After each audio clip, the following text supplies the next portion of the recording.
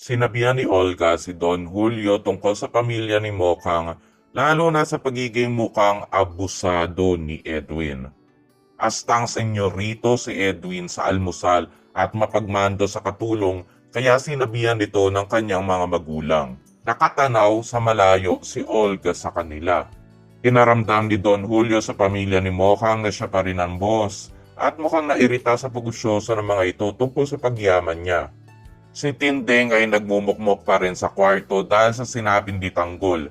Nag-announce si Rigor na may house rule siyang ipapatupad. Pinagbawal niya ang pagdalaw kay Tanggol. Nagliliwaliw at nagmamasid sa mansyon si Edwin. Palihim siyang pumasok sa eroplano at pinakilaman ng alak. Habang nasa honeymoon si Ramon ay humingi siya ng update kay Severino. Manghang-mangha si Mokang sa ganda at laki ng resort.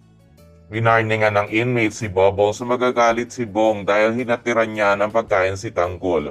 Pinayuan ng mga kaibigan si Tanggol na kalimutan na si Mokang. Sinugod ni Bong si Tanggol at nagsapakan sila.